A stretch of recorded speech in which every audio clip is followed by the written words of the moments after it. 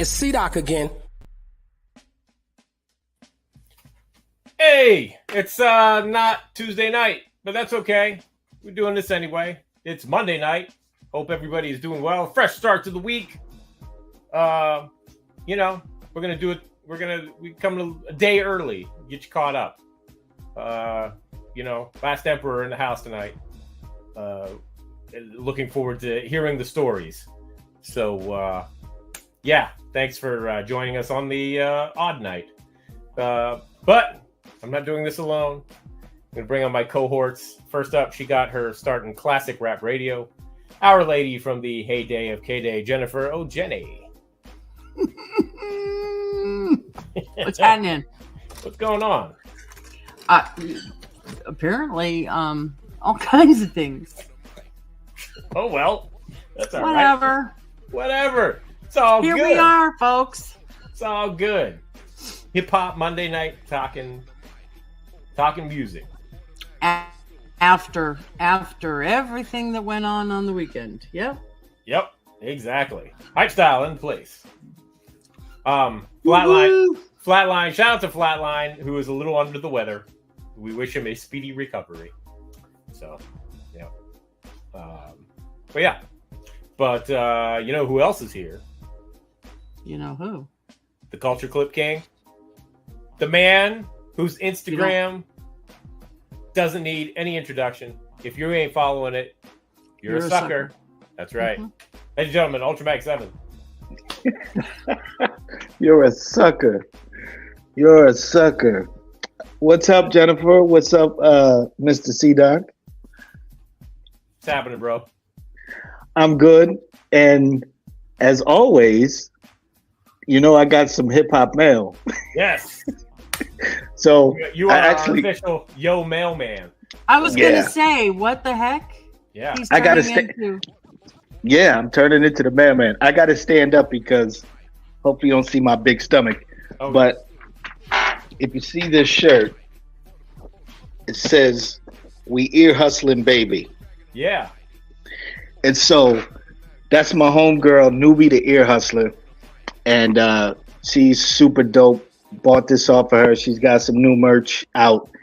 And, you can check her out at We Ear Hustling Baby on Instagram. But she's also on Weekly Rap God. So you can check her out. She does different hosting. So you know what I'm talking about. Newbie, she's dope. On her page, she does a lot of like R&B and soul music. But she knows her hip-hop. Trust me. Like we've had discussions. So shout out to Newbie. Go check her out at We Ear Hustling Baby and cop some merch. There you go. That you can't see. I got mail. Oh, she coming in hot. Yeah, she coming in hot. I got. Yeah. Yes, you did. I got mail. That new Go Stetzer. Yep, that new Stetzer. But wait. But wait, it gets worse. Oh, future shock. The text back. But wait, it gets worse. Oh, the other text smash. Hit him with the dual covers. Can I just say, what a wondrous looking thing that is. That's dope. Thank you.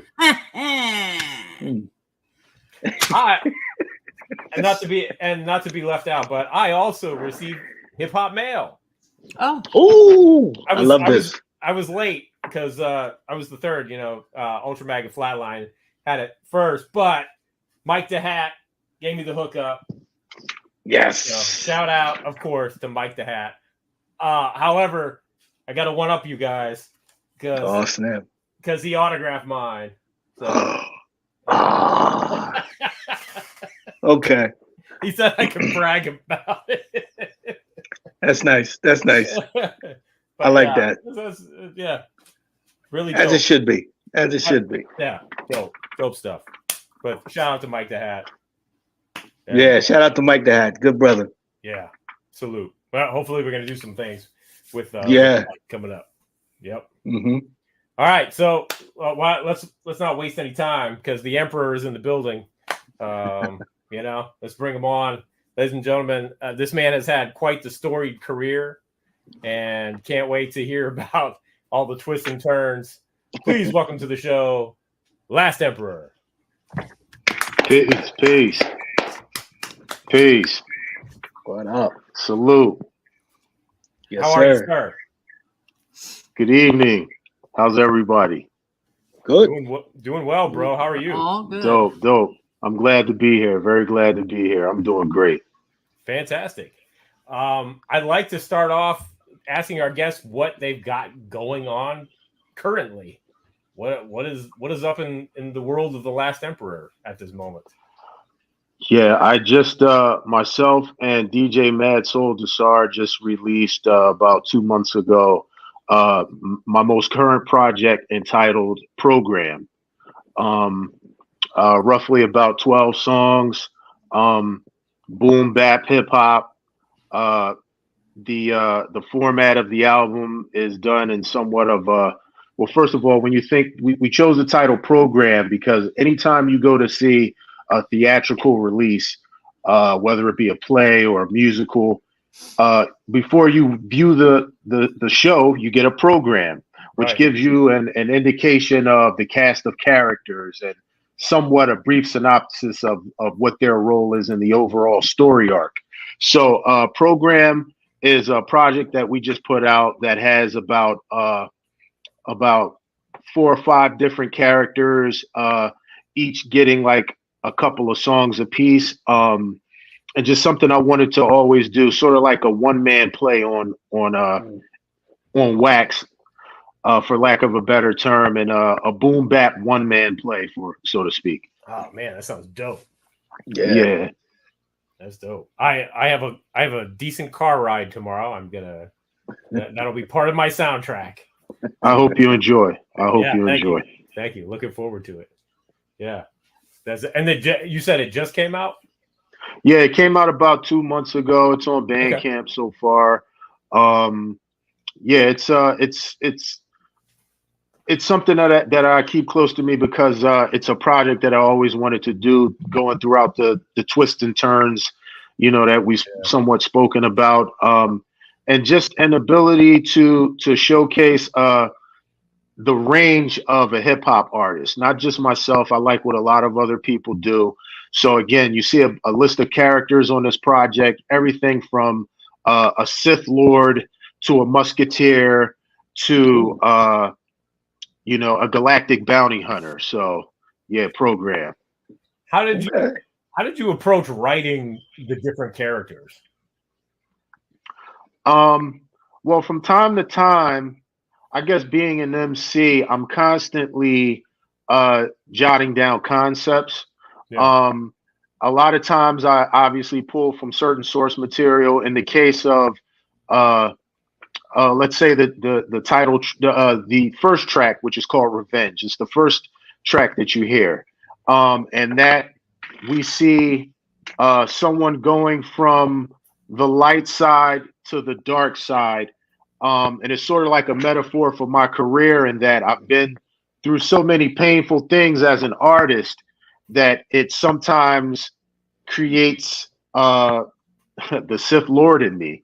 Right. So, you know what I mean? Like that sort of same thing that happened with Anakin, for those of us who are aware of the Star Wars saga, and why he fell from the light.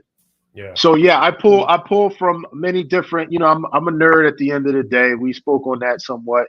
I love everything from, just anything positively fun that's a part of pop culture. So I'm a huge Star Wars fan. I'm a huge comic book fan.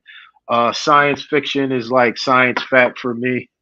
So and just reading. In the case of the Musketeer, I grew up reading the works of Alexander Dumas, whether it's the Man in the Iron Mask, the Three Musketeers, the Count of Monte Cristo. So I pull from a number of places.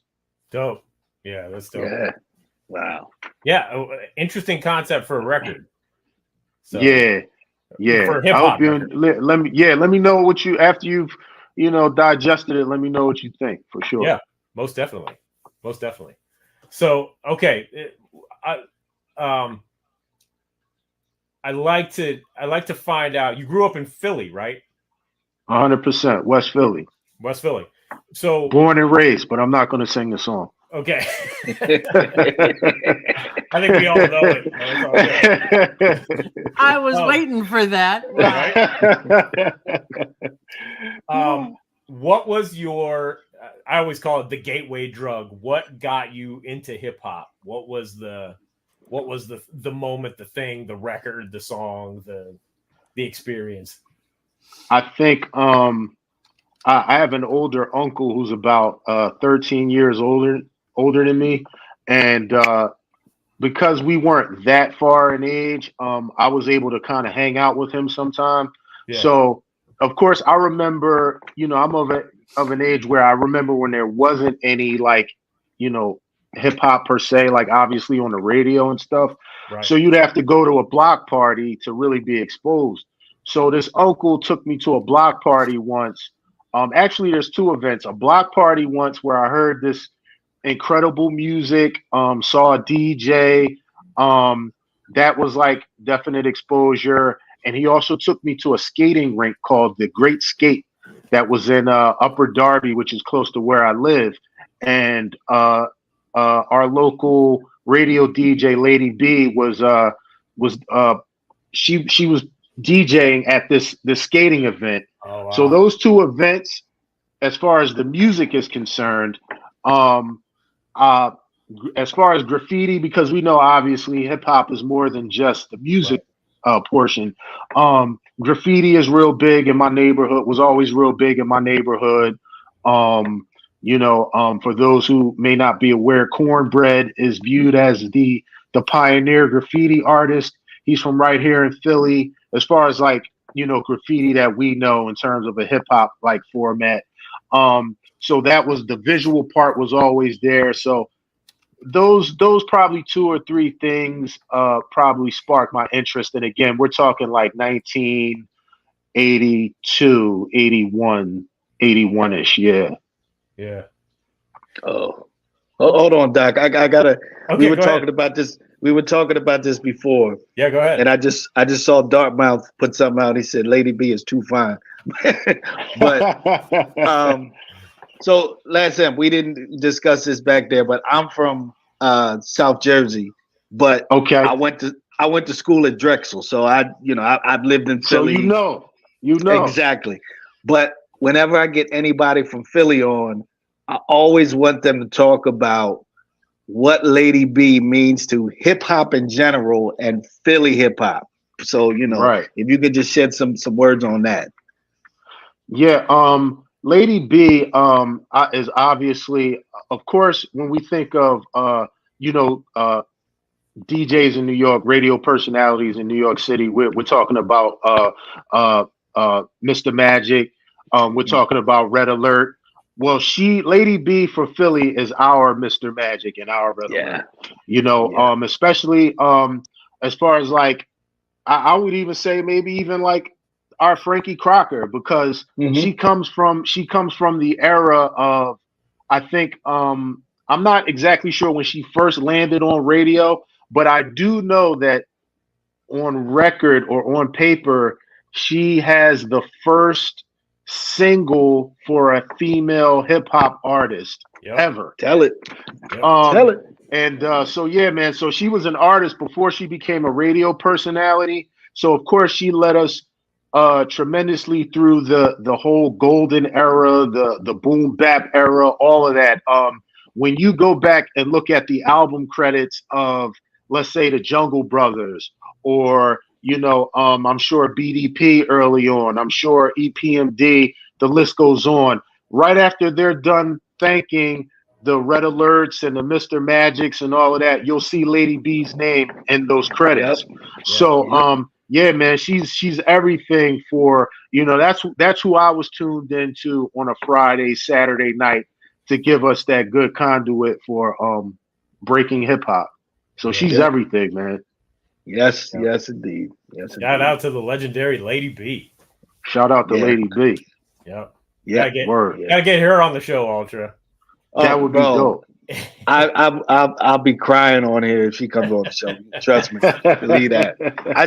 I still have I always say it, but I still have that tape of her on WHAT AM. I still got a cassette Wow. of. So that's going back. That's going back. Absolutely. And I know for a brief period of time, she actually did end up doing radio in New York City on WBL Kicking S. Because at one point I was going back and forth up there, and to my surprise, she was on the radio. I was driving to Manhattan, and she was on the radio. And this had to be like 92, 93, something like that. Yeah. Lady B is everything. Yeah. 100%. Yeah. So when you got into hip hop, how long did it take for you to say, you know what, I want to do this, but I want to be an MC? Did you dabble with the other things first? Immediately, Okay. because around the time that hip hop started to emerge as like this, it's like being given the national exposure or national venues. That's the same time that I'm going through adolescence, puberty, whatever you want to call it.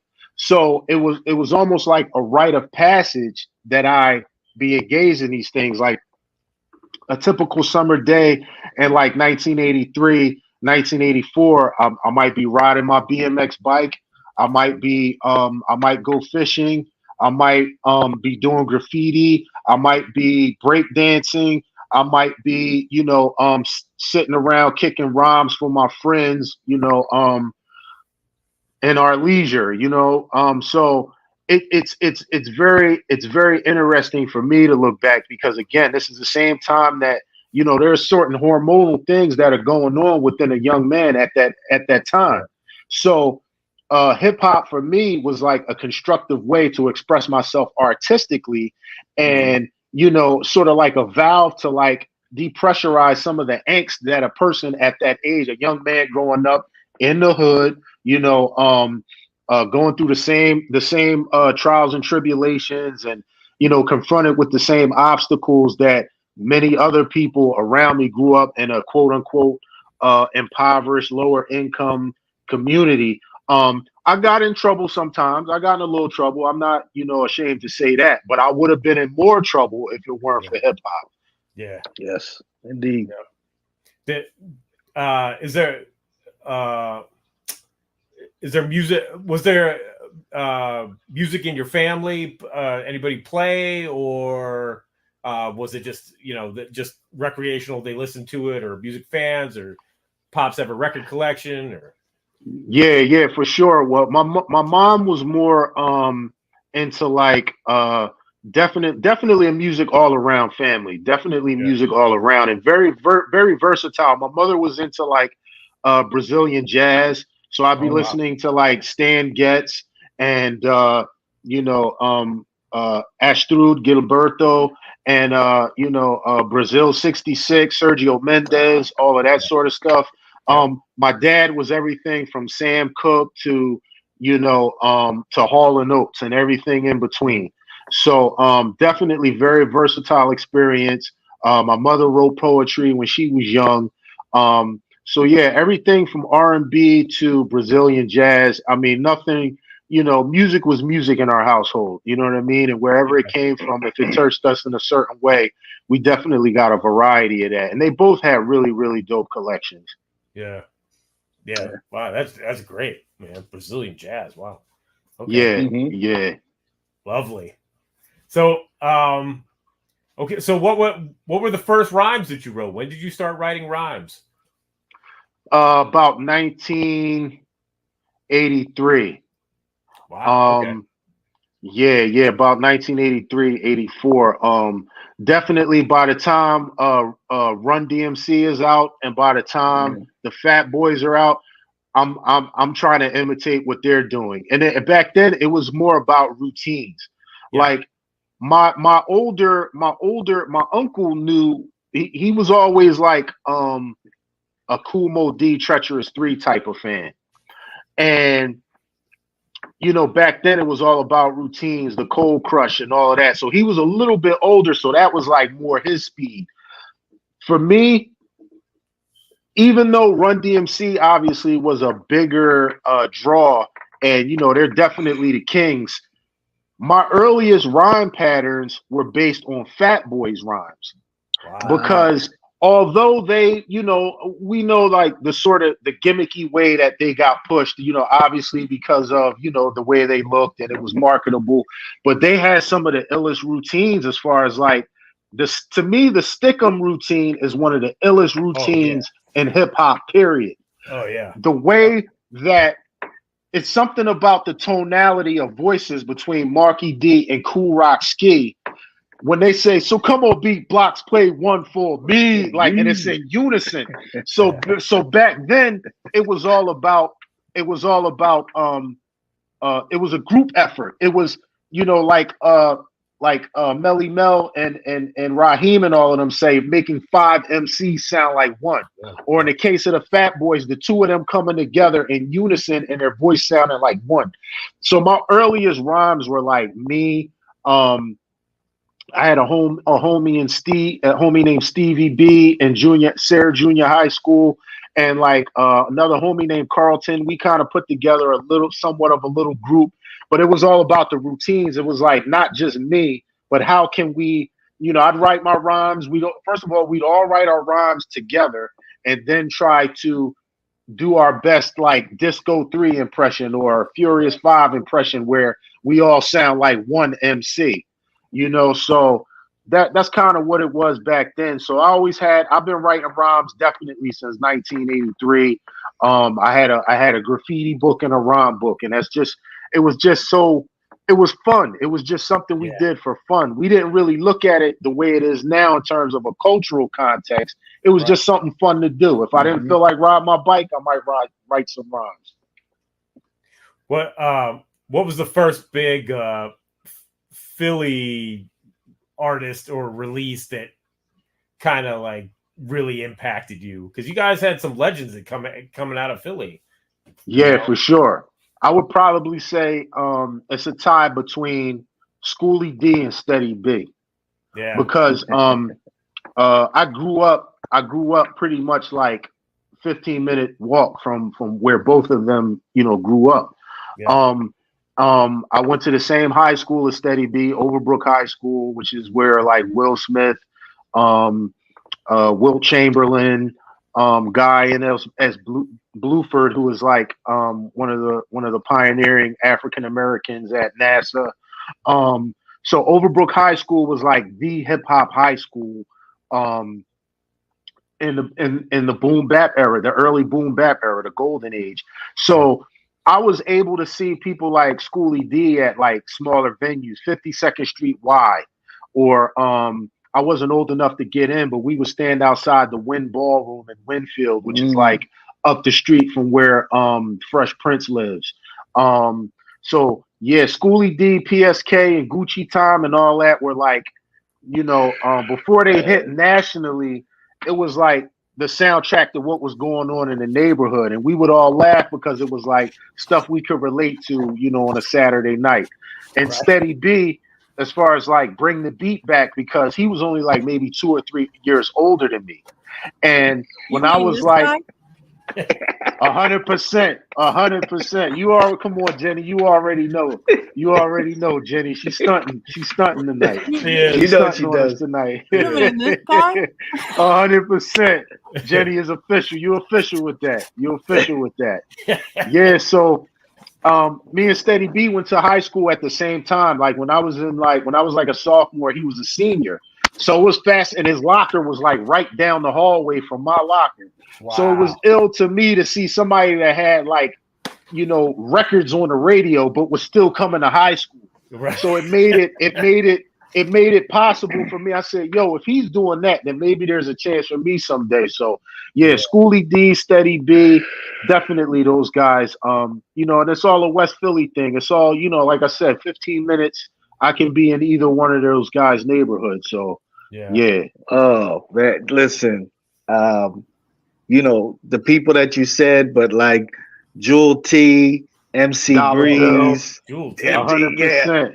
Oh, right, the crossfade, that type of stuff. Even like I remember You remember when the song Mr. Tuxedo Name Brand Sneakers? Remember that came out? And then 100%. Mr. Tuxedo used to be on Dancing on Air and Air. don't get me right. started. That's right. Dancing on Air. Dancing on Air. That's another West Philly legendary institution.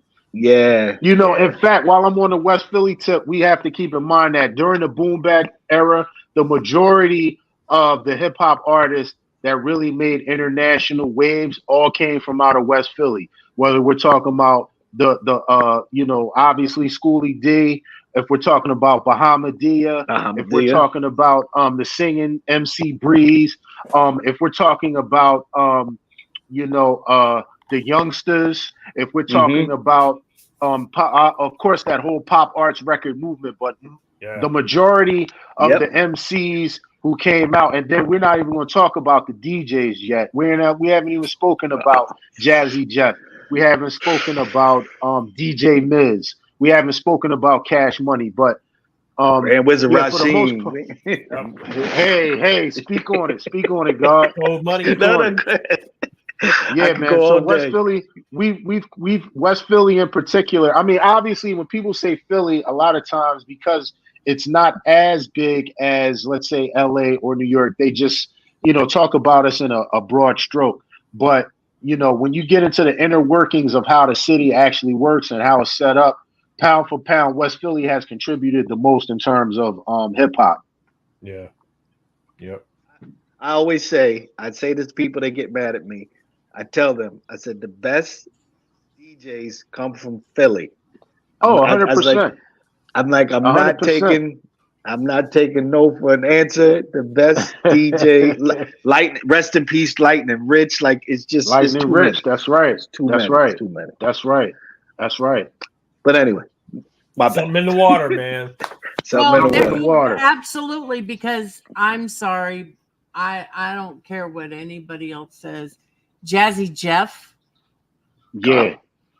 is the most ridiculous DJ ever. 100%. Cash Money. And it's Cash Money with him. Cash Money. Well, here in Philly, that's always been like the big debate. It's like either Cash Money or Jeff.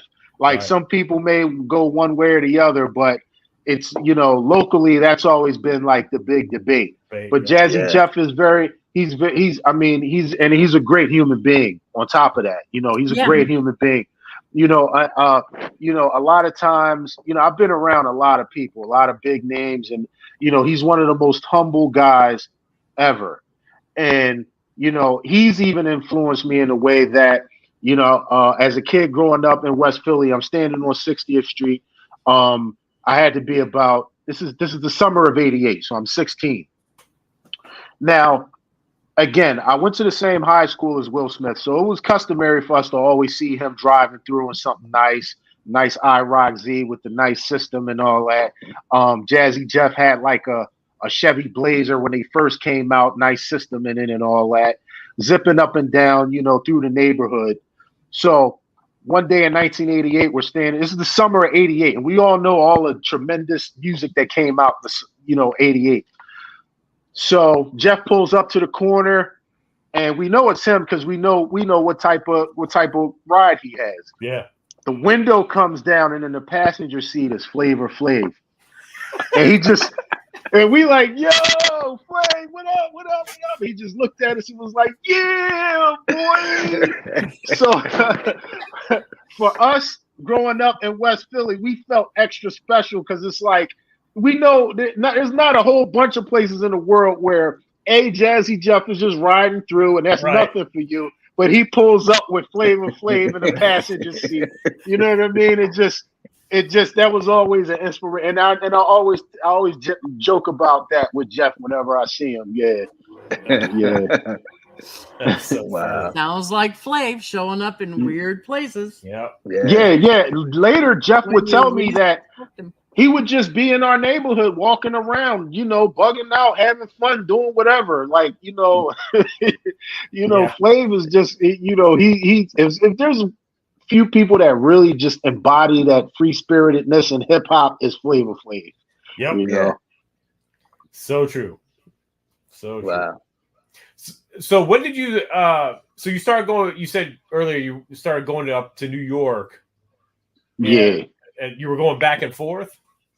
Yeah. Well, in college, I went to Lincoln University, which is an HBCU here in Southern Pennsylvania, southeastern Pennsylvania. The likes of Langston Hughes, Right. people like that went there. The Last Poets, went there. Gil Scott Heron went there for a time. So I made a lot of great connections, both musically, socially, politically, you name it. So a couple of friends of mine who lived in the Bronx at the time, near Yankee Stadium, Concourse Village, Grand Concourse Village. When people, I have great friends, and anyone who's kind of assisted me along the way of just hip hop exposure has always sought fit to bring me to where they live so I can get their version of what hip hop is. So in the early 90s, I was going up to the Bronx a lot in Harlem. You know what I mean? And just getting exposed to certain neighborhoods and what type of hip hop was going on there. You know what I mean? Yeah. So we're talking like 92, 93. Wow. And so were you making music connects through that too? Are you thinking in those terms of doing records at that point? Yeah, I am. I'm first starting to, it started out, as a lot of people start out battling.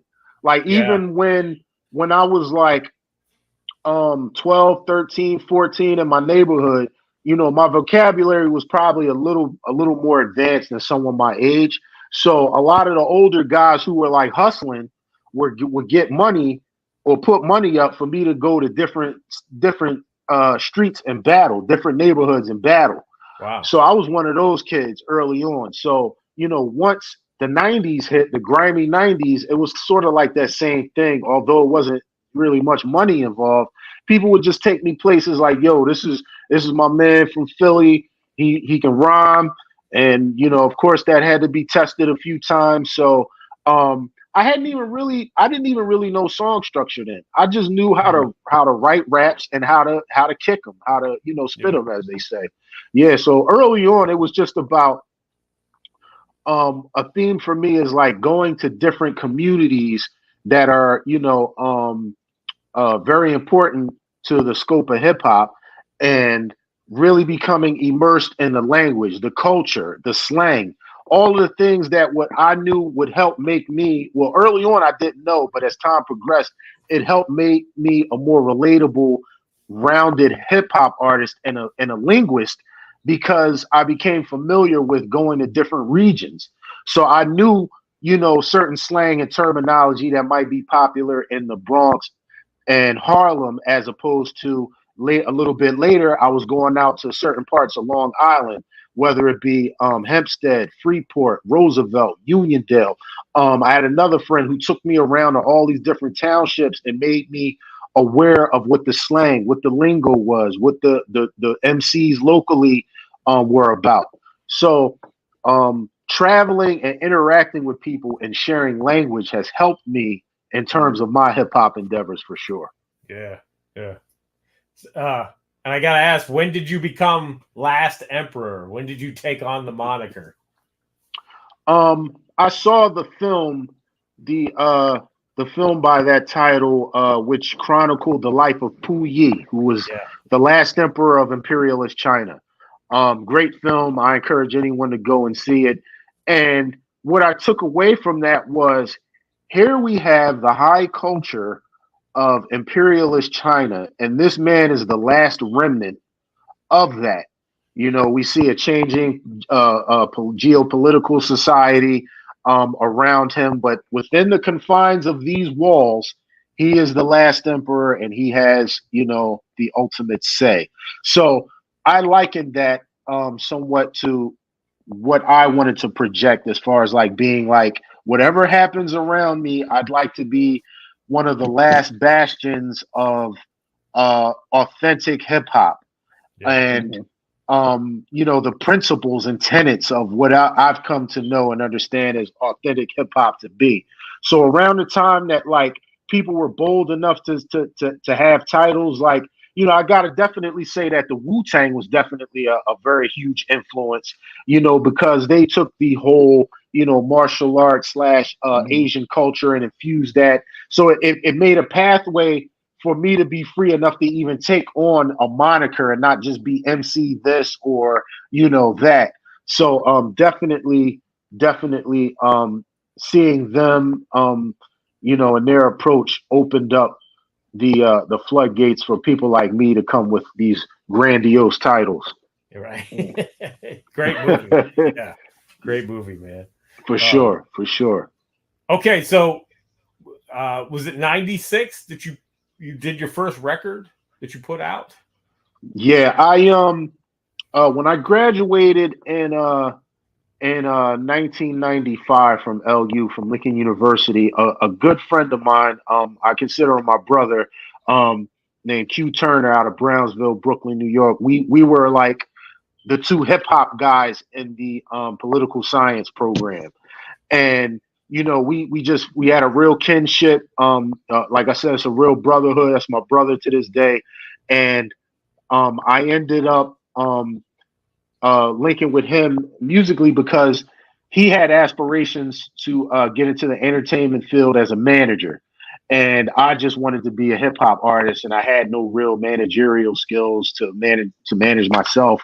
But we knew we you know, we didn't want to immediately go to law school like our parents probably wanted us to, but we just wanted to, you know, be immersed in hip hop music. So in '95.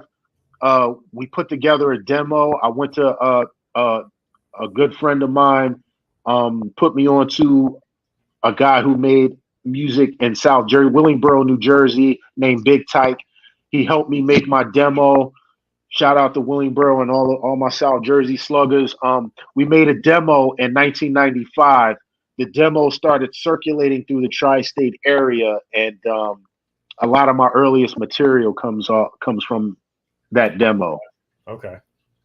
Yeah. So Secret Wars Part 1, 96. Yeah, that was on the demo. That was on the demo as well. Yeah, and it finally got released. And I think a white label or something in '96. Yeah. Yeah. So shall we talk about the? Shall we? Yes, we should. Book? Yes. Yeah. I mean, Secret Wars. Come on now. You know. Hold up. I saw Laz Amp perform at the Electric Factory. Oh, I think it was the lyrics. It was the Lyricist Lounge. Lyricist Lounge. Yeah, 100%. And 100%. I remember he did, and I wasn't up on you. I mean, I had the Lyricist Lounge, you know, the song that you did with Zach and KRS. But yes. You CIA? Did Secret Wars. Yeah, CIA. You did Secret Wars and Bums. And I was like, oh, this cat is he's killing me right now. This dude is incredible. But I was at that show at the Electric Factory, bro. But yeah, let's talk Secret Wars. I'm a big comic book fan, and for somebody to do that song, it's like one of those things that you would think about in your head, but you brought all that to life. And I'm like, and then you did the voices, and I'm like, oh, this dude is bananas. But you know, I mean, it's probably obvious, but what was the inspiration for you putting that together? Those two, you know, the hip hoppers versus, you know, the comic book characters.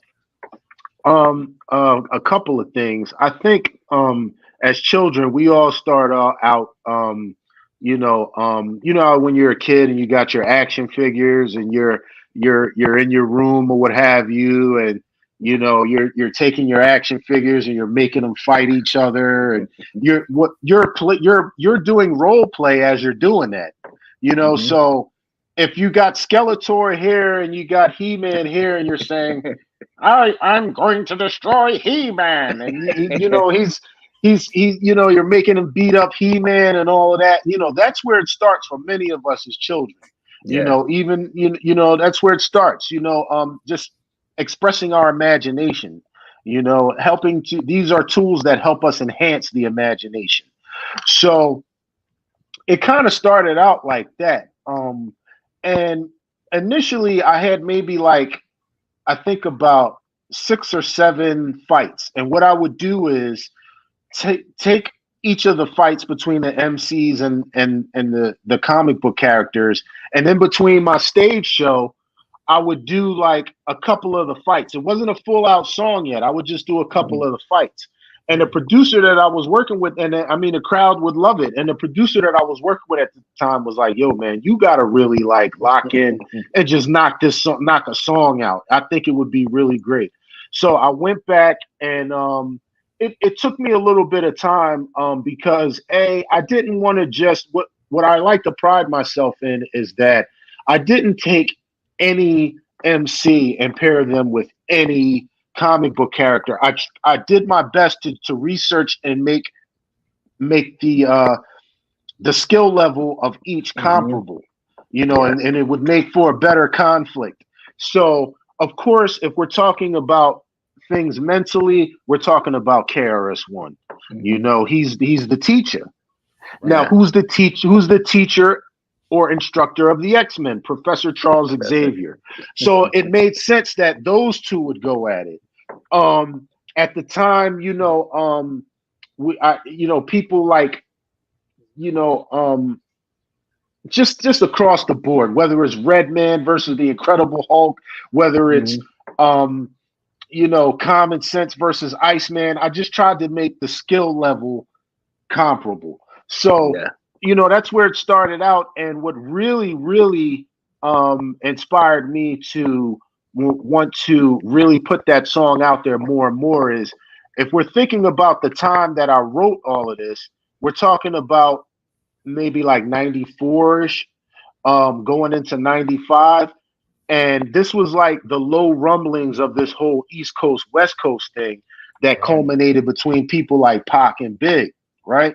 So I'm always trying to formulate whatever ways that I can to, heal some of the stuff, because I think hip hop at its best has a tremendous healing quality. But if it's weaponized, it can also hurt. I want to also, emphasize that. It's very, very much like the Jedi. Anybody can pick up a lightsaber, but are you using it for protection and defense, or are you looking to use it for offense? Yes. And I think hip hop as a language art and a spoken word system has that same ability. So I was just trying to do my best to show and prove, to the wider hip hop audience, that it's not always about us beefing amongst each other. In fact, we can all come together for one common cause, i.e. Stan Lee and his comic book characters and Jack Kirby and all those dudes. We got a team for them. So we don't have to fight amongst each other. What if we were presented with a much larger battle that caused all of us to come together collectively? So that's where we get Secret Wars. Yeah, that song. I mean, it's an amazing song. And like I said, me being a comic book fan and you bringing that to life was like amazing. So you're a comic fan. Like what comics did you collect? Like when you were young? Of course, everything Marvel. I inherited some from, like I said, I had 2 older uncles and they collected everything, in real time. You know what I mean? So like in the 60s when stuff was coming out, they were collecting for real. So of course, everything Marvel. Everything starts with Marvel, obviously. Yeah. So of course the classic Spidey, Hulk, the big 5 or whatever. Spidey, Hulk, Thor, you know what I'm saying? Fantastic Four, Cap, all of that.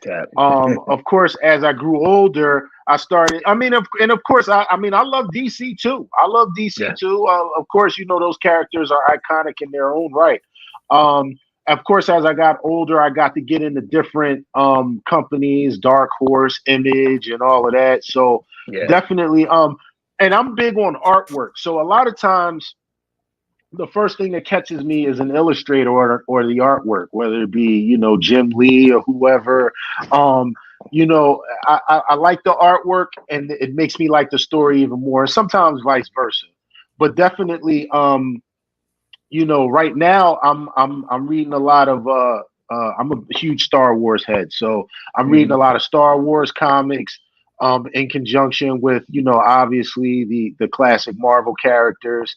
Um but yeah, man, for a minute even Thundercats had a comic that was out. I Yeah, was Oh collecting yeah. that real heavy. Yeah, I was collecting that real heavy yeah, for a minute. So yeah, man, those are sort of like my staples. Yeah. yeah. I just got to say this. I was with my homeboy Big Jim Slade, who is from West Philly, from the bottom. But Shout we were out. talk we were talking about comic book artists, and one of my favorites. He hates him, but one of my favorites is Bill Sienkiewicz because Okay. you know he did like an early New Mutants run, and he obviously did the Right. EPMD Right. album cover, Yes, Bobby right. Digital, but he hates his artwork. But I love Bill Sienkiewicz, so Slade, Yeah, the he's hell with you. dope. He's dope. He's dope. Why does he hate him? He's really Especially good. that Bobby Digital cover. Bobby That was real. Digital. That was nuts. Yeah. It it's too abstract for him, Doc. It's like I Uh. like that abstract look. It was too abstract for him, but he like Okay. he's a big Jack Kirby guy, so he likes just the regular structure. So it was Okay. Got you. too it's too abstract for his brain. But I got you. yeah, Got you. get back to it, Doc. I could talk comic books all day. No. Hey, it's all good. I want to figure out when the you put the record out, and when do you start to get attention that you end up at Interscope / Aftermath or whatever that situation was? How did that all happen? Yeah. Well, again, we record the demo in '95, and it just so happened that another classmate of mine, a guy by the name of Damon Johnson, aka Dame Dollars, after he left Lincoln, his next step was he said he was moving out to California to work on videos for a company called Geronimo Films. His older brother was working with this company who would be doing the videos for Aftermath Records. He said, "Listen, I can't promise you anything, but I heard your demo. Everybody on campus is talking about it. I can't promise you anything, but I'll take it out there, and I can actually get Dre to sit down and listen to it." So I gave it to him. Actually, this was '96 when I gave it to him, and he took it out there, and that was that. I just put it in the back of my mind. I didn't think anything of it. But I stayed in touch with him loosely. Now, at the same time, I moved to Brooklyn, New York in 1996, like the winter of '96. And there was a showcase going on called the Lyricist Lounge. It was responsible for giving basically like almost like a gong show, for lack of a better term, for hip hop. You know what I mean? And it was like we're talking about the mid grimy '90s, so it was like it could be brutal, it could be rewarding, but it was like boom bap era, the grimy '90s, Lyricist Lounge, and I started doing this showcase. And at the time, I only had like really like one song that was being remotely played on like like Stretch and Bobito or something like that, which was like I think Bums and a song that I recorded called Animalistics. So Secret Wars was something that I was only starting to do at shows. The first time I did it in front of a crowd in New York City was at the Lyricist Lounge, and everybody loved it. And there just happened to happened to be I'm not sure if some of the artists that I named initially were in the crowd, but there were tons of artists there. Everybody from Craig G, Master Ace, the Boot Camp, you name it. I mean, it was just tons of people in the audience, and it was like one of those sink or swim sort of deals. But I did pretty well, and I started doing a Lyricist Lounge on a regular basis for a minute for the next year or so, and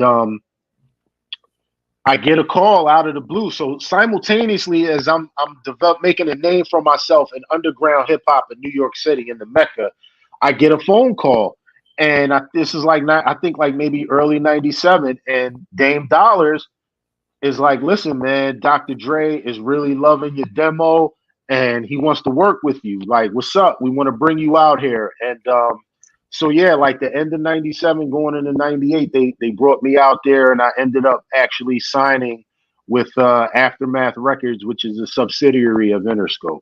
Yeah. Wow. Yeah. Now, what was it? Was it an album deal? Were you brought on as an artist or as a writer, or was it a combination of all those things? Yeah, it was an album deal. It was an album deal. You know, I would be lying if I say I didn't first have some reservations because I mean, obviously, we just, you know, we're talking about a year prior, you know, Biggie and Tupac. You know what I'm saying, and all of that. So, you know, at the time, it was still a little tense to a certain degree in terms of like traveling like that and going back and forth. And I just remember even my mom, she's no longer here, but when she was here, she was very, very aware of what was going on within hip hop, you know, because of her own activism growing up. So she saw it as the next step of the movement. So she was even like, yo, I don't know about this. You know, Biggie just, you know, what happened to Biggie out there and it's this East Coast, West Coast. In fact, there's an infamous article, a Vibe magazine article that people credit with being like, this is what started the East Coast. I'm in that magazine. That was like one of my first highlights in a major publication. Wow. So I go out there. I meet up with Dr. Dre. He's a very good dude, very humble, very not the gangster that one might expect. You know what I mean? And I think a lot of that was exhausted through, you know, his ordeals at Death Row and things of that nature. So here we have Dre at the helm of a fledgling music corporation in Aftermath, and he's looking to do some things differently and sign some different forms of artists. And he literally told me, like, listen, man, I just want you to do you. I want you to, you know, what I hear on this demo, you know, I just want to enhance that. And I'm looking to, you know, to give you a wider audience and, you know, make some classic material. So what I think happened, looking back at hindsight, is Dre signed a whole bunch of artists, just hoping that, you know, something was going to pop. Because I think before I got there, he put out that songs like "Been There, Done That," and while they were good, it was a good record. And I think that Aftermath compilation was like a dope compilation. It didn't do the numbers that people would have expected from a Dr. Dre at that time. Right. So I think the pressure was on, you know, because I mean, you know, when you're in the game at that level, you still have to answer to someone. So Interscope is still his boss at that point, and those people, whether it be Jimmy Iovine, Ted, all those dudes, they're still his boss. So, you know, the bottom line is the bottom line. So he knew that whatever he was working on or put out next really had to be like, you know, really dope and really, for lack of, you know, let's just be real, it had to make a lot of money. Yeah. So I think that he saw the potential in me to do certain things. But when I got there, it was sort of like, I just noticed after being in the studio for a couple of sessions, it diminished. Like his attention was other places. And when I would confer with even some of the other artists, like for a minute, you guys, I'm sure, are familiar with Eve, who went on to have success with the Rough Riders. Yep. Well, we were label mates for a minute. In fact, she was like one of the first other artists on the label that I met. In fact, let me correct that. The first artist that I met was King T. And I really regret not really developing more of a connection with him, because I think, yeah, King Tila, at your own risk, all of that. Come on, man. So I'm sorry, who? King. Never heard of him. Never heard of him. 100%.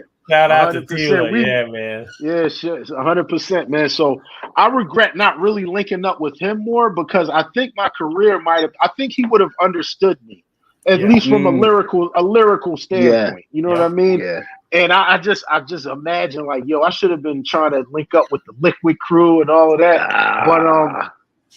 But yeah, we were all label mates for a brief moment. And so I link up with Eve, and I'm trading notes with her, and I'm like, yo, are you in the studio like that? She's like, nah, I gotta I can't really catch Dre. I don't know what's going on. And to Dre's credit, he's a perfectionist.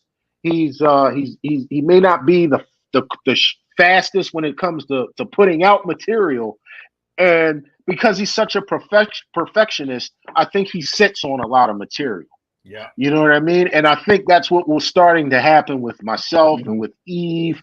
And even, I mean, there was a bunch of other people that were on the label as well. R&B acts, people like Dawn Robinson from In Vogue. Yeah. There was like a bunch of R&B people there too. So again, like I said, King T was on the label. So it was just like after a while, I just felt like I was being stagnant out there. You know what I mean? And then again, I'm in LA. I'm not from there, so it's only but so much I can really do in terms of mobility. So, after a while, it just was like, the night that I kind of confronted the situation, it was myself.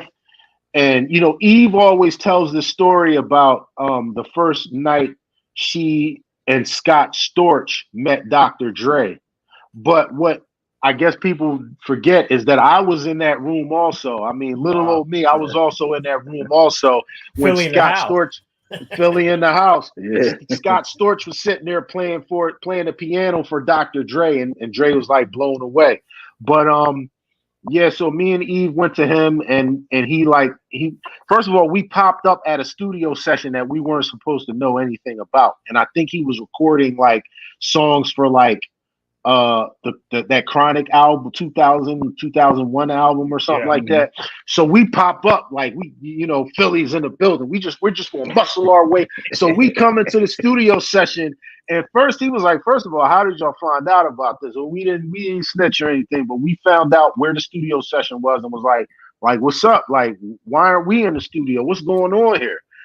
So he was like, you know what? He gave us a test. He threw a beat on, and he had it was like 5 or 6 other MCs in there, and I'm not adding any sugar on this, but me and Eve smoked everybody, whoever was in there. We had it was so much frustration built up that we had to prove that we deserved to be there. Whatever happened, we knew, well, they're not going to be able to say that we can't rap. You know what I mean? So we did what we had to do. He threw the beat on, we recorded our verses, and we smoked everybody. And he sat us down respectfully after that and said, listen, there's a lot going on right now. I got a bunch of artists. Your individual projects may not come out for 2-3 years the way things are looking. If you're fine with that, you'll always have a place here. If you're not fine with that, we won't hold you up. So me knowing how rapidly even the tide of hip hop can be, you know what I'm saying? Even rhyme styles, 2-3 years, it's a new rhyme style, and they'll be looking at you like you're old school. So I was like, yo, I can't sit around out here. So I stayed on the parent company Interscope for like another year and change. Eve went on obviously to have success with the Rough Riders. She stayed on got off Aftermath, but stayed on Interscope respectively.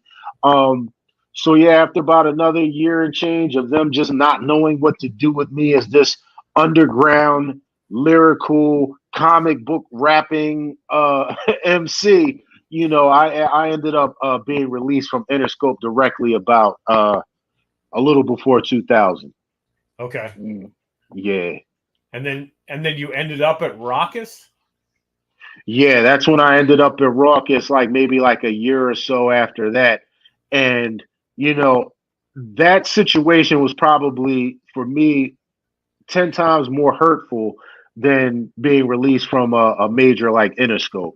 Wow. Because of what I mean, just think about Raucous's lineup at that time. They were known as like the last bastion of boom bap hip hop as far as a label was concerned.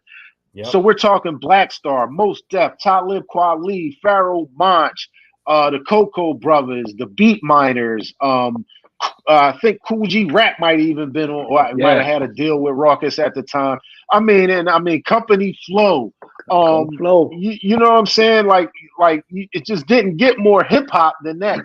Yeah. So I got to Raucous. By the time I got to Raucous, they were having aspirations of competing with the Def Jams and the larger labels. So their mantra of this is where the real B-boy hip hop is started to be shoved to the side in favor of we need to sell records. Yeah. So even if you go back and listen to like the style of music that Raucous had at its inception, and just go through a timeline, I'm not saying that it got worse, but you can tell that there was more of a push towards some sort of commercial viability for the later records on Raucous. You know what I mean? So even though I had the ability to and what really burnt me, the last straw with Raucous was I had a song with the RZA called "He Lives." Yeah, and initially, I love that joint. I love that joint, bro. My man. Salute. I'm glad you heard it. And for me, my records being leaked over the years has been the best thing that happened to me. Some artists, it hurts them. For me, in my situation, it's done nothing but help. So I had a record with the RZA from Wu-Tang that was supposed to be on Sound Bombing, and they didn't want to clear it, or I think and from what I understand, I don't know the exact numbers, but it wasn't like RZA was asking for some astronomical number. He's the RZA. Right. You know what I mean? But they didn't want to give me that, that solid look, and they didn't put that on Sound Bombing. So it was like, wow, that was like kind of like the last straw with and to give you some context on that record. So to backtrack a little bit, one of the producers that I developed a great mentor-mentee situation with is Prince Paul from Stetson Sonic, Grave Diggers, Handsome Boy Modeling School, De La Soul, you name it. We know what time it is with Paul. Yep. So he's like my mentor at this point in putting together my project and making records. So he made sure that I had a record with Master Ace and Trugoy. He made sure that I had a record with, a bunch of people that, yes, they had respect for me in terms of seeing me at Lyricist Lounge, and they they were willing to do it because they said, okay, this guy can rhyme and he's rhyming about, pretty positive stuff. But also it helped that, I'm rolling with Prince Paul. Right. So Paul calls me one day. He's like, yo, how would you like to do a song with the RZA? I'm like, what? I was at his house before he could even answer the phone. He was like, drop the phone. He's like, nah, I didn't mean today. I mean, like, in the future, how would you like to do a song with RZA? So I'm like, yo, man, that would be like, that's like bucket list stuff, So he calls me one day. It's like, he's like, this week, you just got to be ready. I don't know what day it may be. I don't know what hour. If I call you 3:00 in the morning, be ready. So he called me. He was like, today's the day.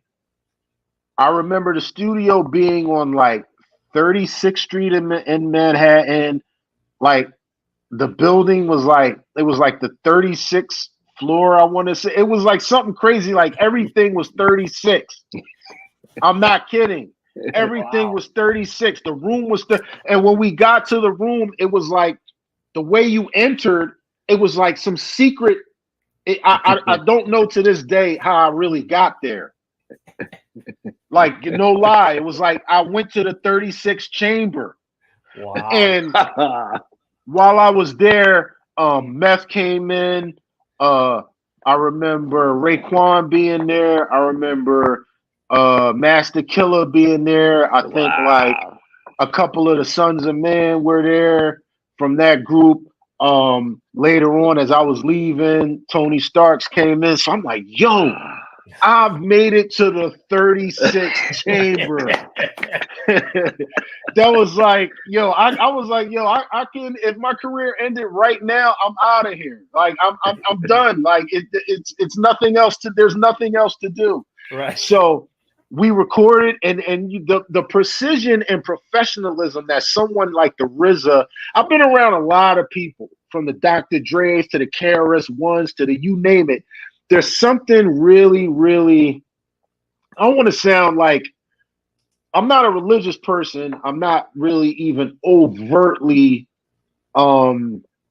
spiritual, as they say. I see things as energy, but I had some sort of an experience just being around him. He's such a philosopher, such a relatable person because he's from the hood, but yet because of his experiences and the way his mind works, I mean, he goes back and forth to Tibet. So I mean, just that knowing that alone, you know what I mean? Like, and he's a consummate professional.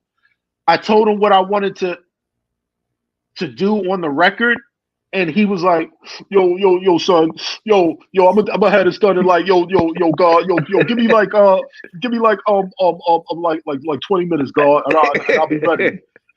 Bang. I was like, all right, cool. I told him what I wanted, and he exceeded it. Now, a record like He Lives, a lot of my records are, we talked about comic books. When all is said and done, a lot of my records are going to serve as different adventures in the overall story arc of Last Emperor, almost like different editions of or comic books within a much larger book.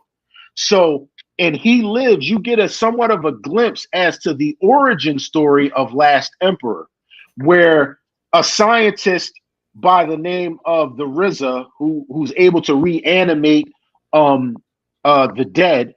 He's the resurrector, obviously, from Grave Diggers. So I knew I had to go through the Crypt Keeper and getting to the resurrector to resurrect a 6,000-year-old warrior known as the Last Emperor.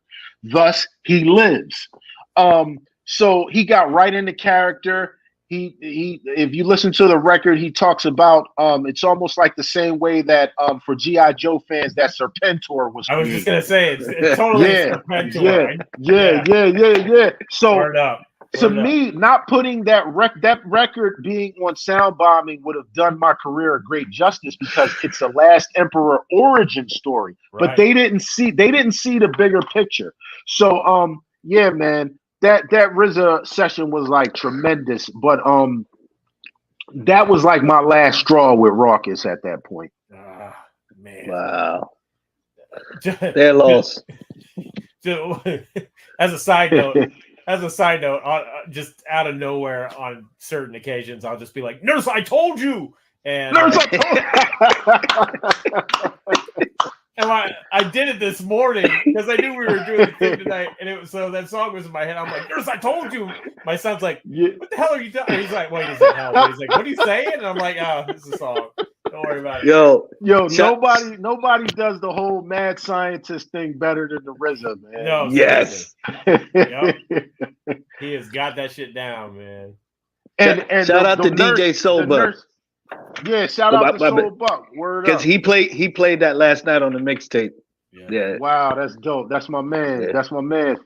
And the nurse who the young lady who plays the nurse is actually Blue Raspberry, who's on a lot of the Wu-Tang stuff as well. Yeah. I was wondering who that was. Oh yeah. Yeah, that's totally Blue Raspberry. Yeah. Yeah. Love that point, man. Wow. Yeah, that's a dope song. So post Rawkus, it kind of makes sense that you're gonna be independent, you know? Yeah, after that I was like, yeah, me and labels just ain't. Although there was a small indie label named Raptivism that, that picked up the baton and was just like, listen, man, we don't really want much from you. We just want to put your project out. And they did that. So around 2003, 2004, they put the project out. But what bothered me the most about all of this, so we're talking basically from 1997-ish to 2004. And for an MC, the rhymes, you want the rhymes to be fresh. This is like, you know what I'm saying, like Krispy Kreme or Dunkin' Donuts. You can't sell old stale donuts. You Yeah. gotta, Right. the rhymes have to be, even if I'm using certain verbiage, metaphors, punchlines that are like 5, 6 years old, it just doesn't hit the same.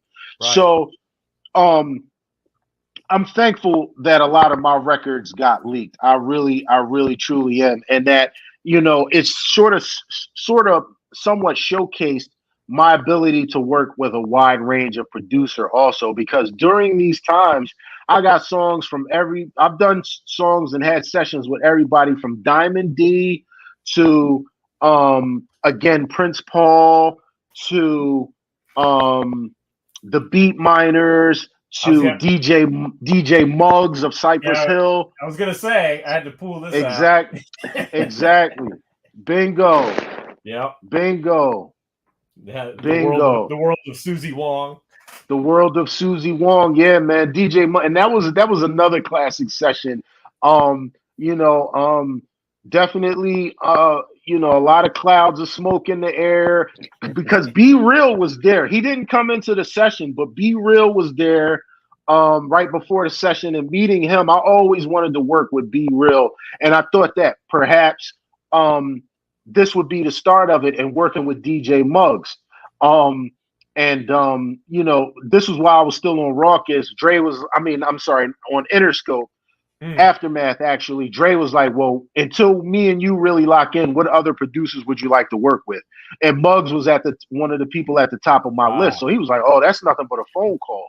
Right. So I just ended up in the studio with Muggs. He played like a couple of beats, and like the second one, I mean, they all were dope. But like the second one, it was like just that whole ambiance and what he does, and what he's been able to do with Cypress and House of Pain and Funk Dubious, and even later on the Hooligans and all of those guys.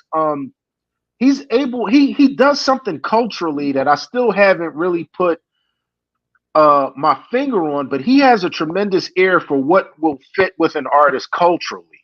Yeah.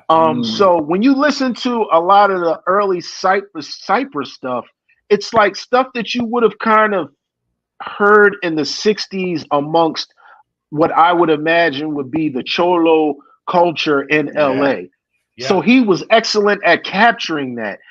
Goes on to work and help with House of Pain. So between him and Everlast, and they put that thing together, and it sounds like what Irish rap is supposed to sound like in your mind. So it's like, you know what I'm saying? Then you know what I mean? So when he played me the sample, of course I had no idea what the lady was saying. I've come to find out, recently, that she's like a very big singer in that region of the world. I don't know if it's the Czech Republic or Hungary or somewhere over there, but she's like a really big deal over there. And I don't know if he knew that or not, but I mean, it just turned out to be like, when people think of Last Emperor Records, this is like, Susie Wong is like right up there, you know? Yeah. Yeah. Okay, I've got a nerd question here, a bit of a nerd question. Sure. What is the difference between Palace of the Pretender and Music Magic Myth? Like, what is because the track was similar and they kind of came out at the same time. Yeah, I think that one was like a US release. The other one was like the world release. And for some reason, some of it even escapes me. There are different like 2 or 3 different songs on whichever, on either or. Yeah. And I don't know if it was like a sampling issue or something like that, but certain stuff got released overseas that wasn't released here. Okay. And I think that was like the difference. Yeah. Gotcha. Okay. Yeah, because I was kind of curious, like why they came out so close together, but they had different titles and slightly different track lists and things. Exactly. I think it was like some sampling issues or something like that. At the time, I was doing my best. I'm just an artist, tunnel vision, and the guys that handle that, they handle that. So, but from what I surmise, it was like some issues about what could be released overseas. Gotcha. Okay. You talk about working with the Beat Miners real quick. 100%. Yeah. Yeah. Yeah, man. No, go ahead. Go ahead. What do you say? Yeah, like, again, I was given the opportunity at a certain point to like just, go and seek out whoever I thought was dope. And, I had a budget. They were like, work with them, whoever you want to. So what gave me the way in, so to speak, was being showcased at Lyricist Lounge. And so my name was buzzing. So it was like I had that credibility because I come from an era where you had to have the credibility first in order to even get in the game. No amount of money that you can throw around is going to save you. I mean, it may get you in some doors, but you have to have that solid credibility. So I always wanted to work with the Beat Miners. Of course, I'm a Black Moon fan. I'm a Smith and Wesson fan, a Helter Skelter, original Gun Clapper fan, all of that. So when I saw Mr. Walt in front of Fat Beats, this had to be like '97.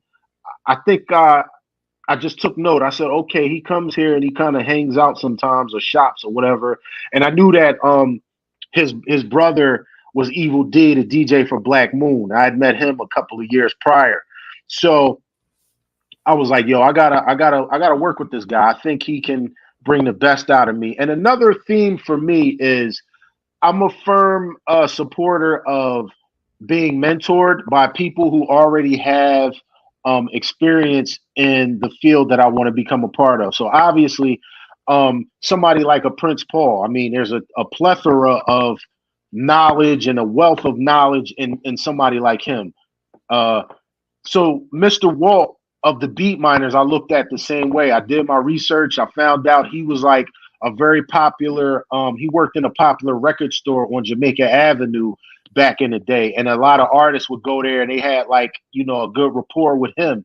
So he's like in my opinion, like somewhat of a Yoda figure. I'm always looking for these Yoda figures, like those grand masters who can kind of like guide me in the ways of hip hop. So I linked up with him, reached out to him. I recorded a bunch of songs at his home studio, the same home studio that he recorded The Shining and you know what I mean, Enter the Stage and all of those sorts of things. And him and Evil D just treated me like the big brothers that I never had. You know what I mean? And we just worked. We just made songs. Some of obviously a lot of them have been leaked over the years and stuff like that. But I learned a lot from Evil D and Mr. Walt. The Beat Miners are very, very talented, great guys and very family oriented. So yeah, it was dope, really dope working with them. Yeah, that's great. And then the hometown hero, Jazzy Jeff, the Magnificent. Yes. Yes. Mystery man. The mystery man, 100%. So, so many people may not know, but Jazzy Jeff for a lot of years was like facilitating, opening up his Touch of Jazz studios for up and coming artists and just local talent to try to help give them that professional sound and professional exposure. So somehow he just he reached out to me and was like, I want you to come through and let's start working on some stuff. So I recorded probably 3 songs at his studios, and Mystery Man ended up being on that particular project. Yeah. But he was down there working with a lot of dope artists. Really, Jill Scott, before she blew up and came out, she was in there working as a studio artist. On any given day, you might see Common there alongside other local hip hop artists like Baby Black. It was just a really, really dope atmosphere for artists who hadn't quite gotten the level of exposure that they may, or though their peers may feel that they needed. You could come to a Touch of Jazz Studios and really be nurtured in a way that you felt like a real artist was supposed to be treated, and made good music, a lot of good music in and around those studios, man.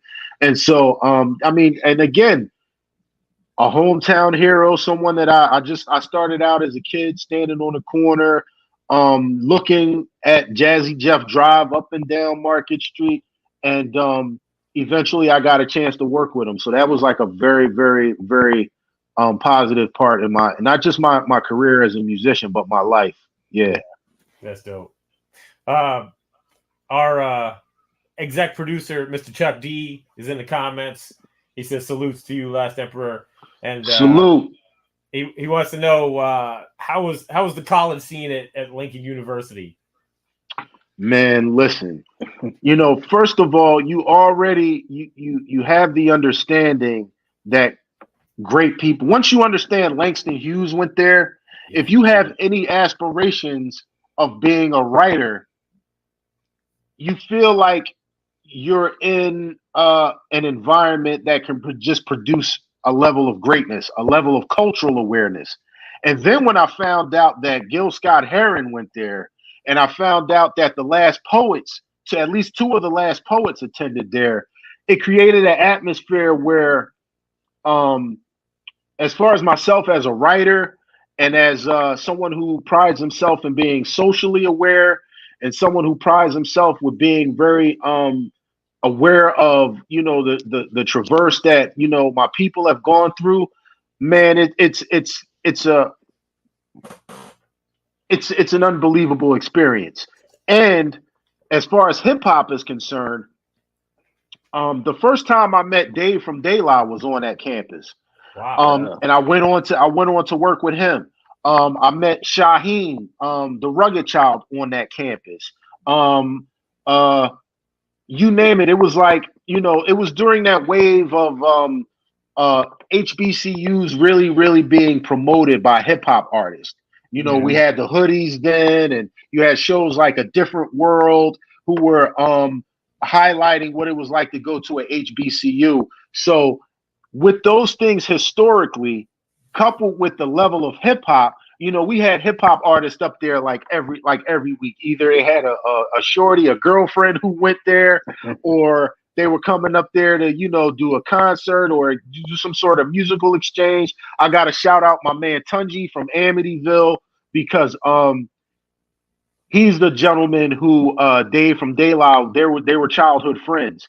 So Dave would come up there and visit Tunji. So I got to be very well aware of how impactful Strong Island, again, salute to Chuck D. I want to give a shout out to Hempstead, Freeport, Roosevelt, Uniondale, all the way out to Ronkonkoma, you name it, Brentwood, all of those places. I got to be aware of the cultural exchange from people being from different places.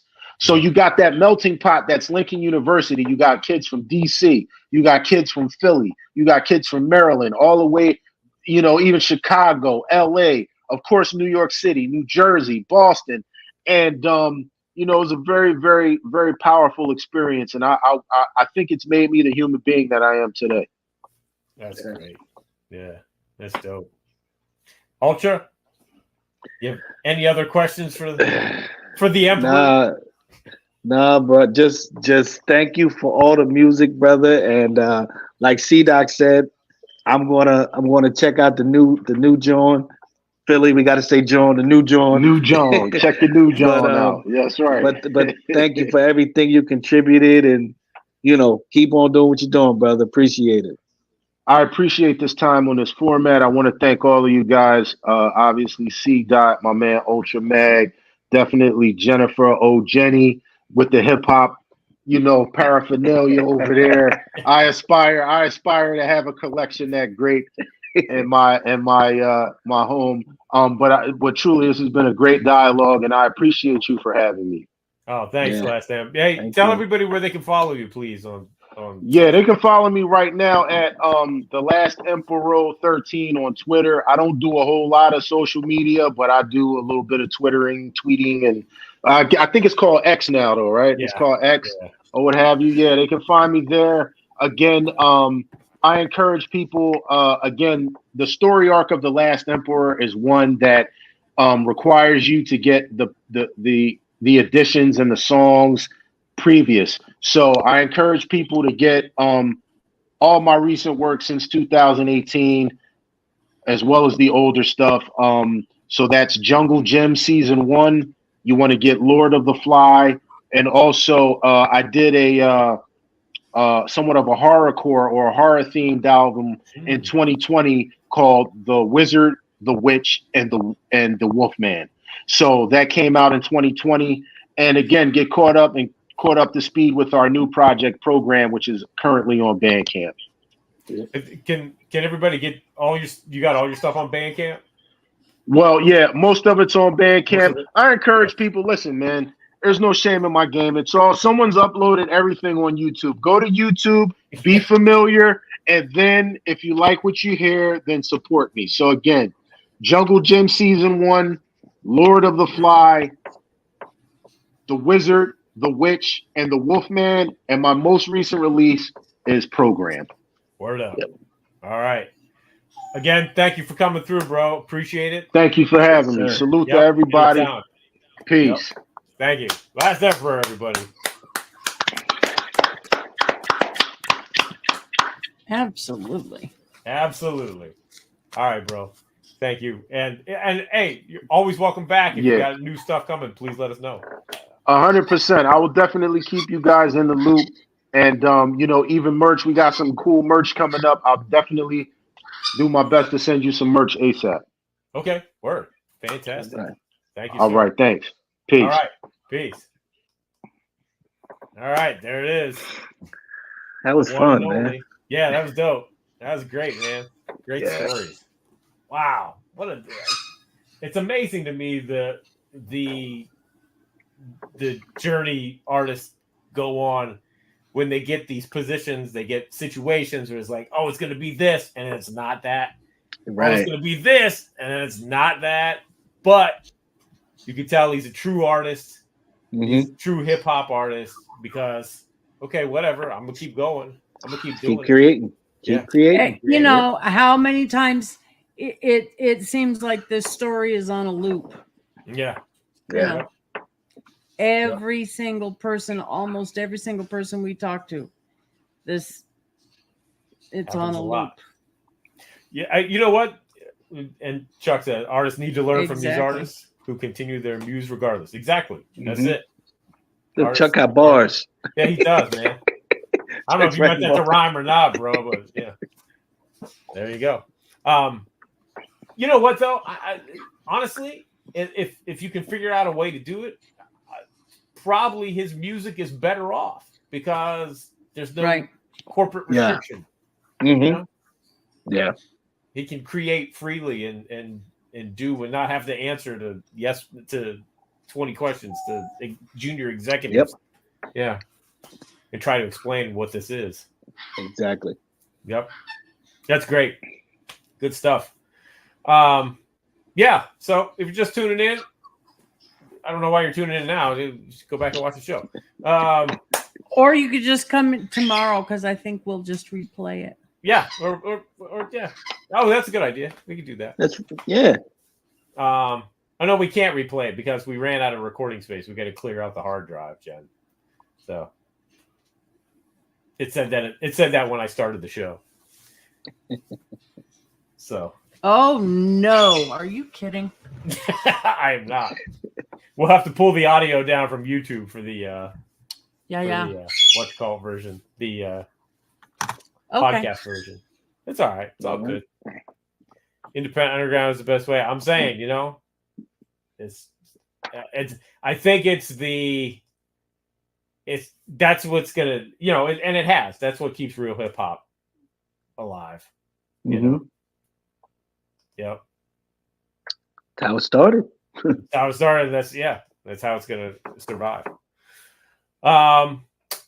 Yeah. Oh, we're gonna talk about our sponsors real quick. Ultramag.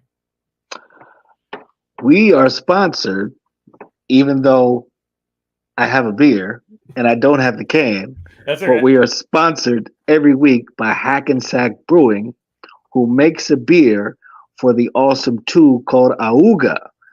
And I talked to Teddy Ted last week, And next month they're going to start back with the Vibes in the Garden. So they'll be having DJs and food trucks and obviously the beer of Hackensack Brewery starting. I'll get the date. We'll do it next show, but it starts next. I think it's May 19th or May something, but Word. it's coming soon. Vibes in the Garden. Your favorite hip hop artists just show up. There's been Kid Capri.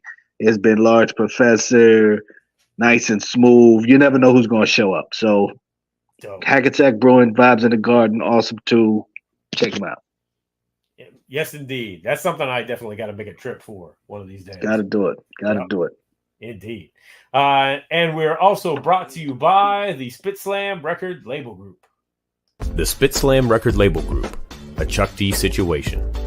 Catch us on your favorite streaming platform, on Bandcamp, or visit our official web store at spitslamrecords.com. All releases are available digitally or on CD, with select titles available on vinyl and cassette. The Spit Slam Record Label Group. Throwback to the future sound. Yes, indeed. Also, real quick, Antoine said, I just played today Music in Our Message. I love that album. So underrated. I got 2 copies on CD, Classic 1994. Yo, man, I have this I love that record to death. And I have this crazy obsession with it. I have like 6 copies of it. I got 2 copies on cassette. Nice. Do you have the clean version? No, I think I don't believe so. I need to get the clean version on cassette. I have the yeah. You got kids in the car. Yeah, well, no, just to complete my collection, my collection of music. I'll look and stuff. I'll look and see if one of them is. If it is, you can have it. Oh, thank you. Yeah, it has the. It doesn't have the regular cover. It has the group on the cover. Let me. I wish I don't have my stuff. We'll talk. We'll talk. What was I gonna say? Oh, well, speaking of Mr. Chuck D, you can join him, Flatline, and myself every Friday night for the Angie Don't Stop radio show on Rap Station. You can check it out on Mixcloud and the Rap Station app. And I play the Spit Slam Jam of the Week. A lot of great music, 2 hours of fantastic music. So check that out. Stuff that you're not going to hear anywhere else. Also check out Ultrabag, Jennifer O'Jenny, and the aforementioned DJ Soulbuck. Shout out to Soulbuck. Every Sunday night right here on Channel Zero for the mixtape, where they play music, where Soulbuck plays music from our upcoming guests. And who do we have next week, Jennifer? Given the look on my face, Dip Diver. Dip Diver. Okay. All right. Wow. Okay. Oh, see that? I gotta send you all their music. I gotta send you their CDs. I know. Well, I think it's on Bandcamp because I think you told me me to it before, right? Yeah, but I gotta send. You need physical copies. Oh, you're a collector. I am. I have all their stuff, so I gotta send them. You and Flatline. Okay, word up. Yeah, sure. I'll check it Jennifer's just going to burn them, so I won't send them to her. I was going to say, I'm going to burn them. In effigy. Why would I do that? Anyway. I'll send. Would you like me to send you a copy also, Jennifer? No, by all means. Just disinclude me in all of it. I'm good. Oh, Mike the Hat isn't sending me shit, so whatever. I'm sure Mike would love to send you stuff. We'll send Mike your address, and I'm sure you'll get a little something. Actually, no, I'm good. No, he's working on that was really funny. I can't even say that. He's working on a album, and I think Dan Lish. Say it. Shut up. You know what? I will shut up. I'll save it for afterwards. God bless America. I shouldn't say this, but here you go. Well, anyway, join us next Tuesday. We'll be back at our regularly scheduled time, 9 p.m. Eastern Standard Time, Tuesday night next week, when we get to talk to Dip Diver. And I want to thank everybody watching live tonight on our special Monday night episode. Thanks for accommodating me, guys, because I'll be traveling tomorrow. And thanks, of course, to Ultramag 7, Jennifer Jenny. Again, shout out to Flatline. Hope he feels better. And Mr. Chuck D in the house. And we will see everybody next week for another episode of It's CDOC again. Whoop.